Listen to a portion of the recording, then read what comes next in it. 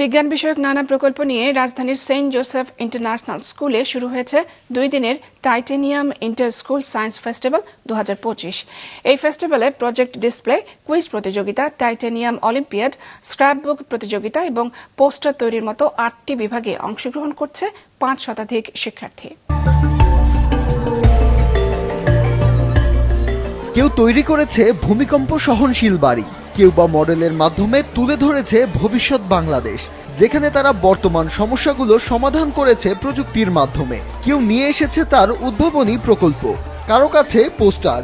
School পড়ুয়া খুদে বিজ্ঞানীদের কত কি যে আবিষ্কার। আমাদের এই প্রজেক্টটা বেসিক্যালি বাংলাদেশের ফিউচার নিয়ে, যেখানে আমরা বাংলাদেশের ল্যাকিংগুলোকে সব ইমপ্রুভ করছি, ইলেকট্রিসিটি, বাসার ম্যানেজমেন্ট আর এগ্রিকালচার লাইফ, যেটা আমাদের সবচেয়ে বেশি প্রবলেম করতেছে। আমাদের যে ইলেকট্রিক্যাল সোলার প্যানেলস, আমাদের ইন্সপোর্টটা আসছে যে কি বলে চায়না থেকে। China is a Solly based electrical city. আমরা ডিসাইড করছি যে এরকম বাংলাদেশেও আমরা পুরো ইলেকট্রিসিটি সোলি বেস করে চালাতে পারি।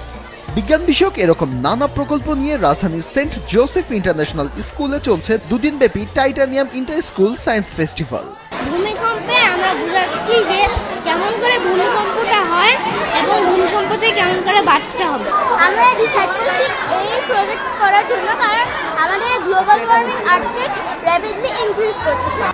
এই ফেস্টিভ্যালে প্রজেক্ট ডিসপ্লে সহ কুইজ প্রতিযোগিতা, টাইটানিয়াম অলিম্পিয়াড, স্ক্র্যাপবুক প্রতিযোগিতা, পোস্টার তৈরির মতো 8টি বিভাগে অংশগ্রহণ করেছে 5 শতাধিক শিক্ষার্থী। শিক্ষার্থীর পাশাপাশি এরকম প্রতিযোগিতায় সন্তানদের অংশগ্রহণের সুযোগ হয় উচ্ছ্বাসিত অভিভাবকরাও।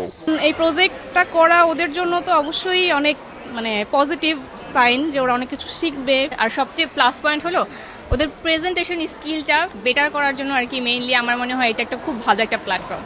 এবং অন্যান্য অ্যাক্টিভিটির সাথে এগুলো আছে, যেমন এক্সটেম্পোর, আপনার রুবিস কিউব, তারপর থিম বেস কুইজ, প্রত্যেক কিছু। আসলে আমরা অনেক খুশি, সেটা বলার মতো না।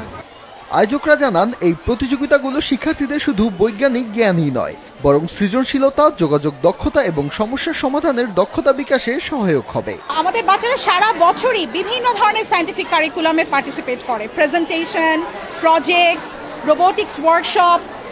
সো আমরা চেষ্টা করি যে আমাদের এই ফেস্টিভ্যালের মাধ্যমে ওদের সবাইকে এক জায়গায় নিয়ে আসতে, ওদের পোটেনশিয়ালগুলোকে যেন ওরা শোকেস করতে পারে। তাদের ভিতরে একটা ক্রিয়েটিভ চিন্তাটাকে জাগ্রত করা, নতুনত্ব, ইনোভেটিভ সেই যে ক্রিয়েটিভিটি এবং বিজ্ঞান মনস্ক জাতি হিসাবে তারা যেন নিজেদেরকে তৈরি করে উঠতে পারে এবং বর্তমান এবং আগামী বিশ্বের সাথে নিজেদেরকে তাল মিলিয়ে সেভাবে তারা গড়ে উঠতে পারে।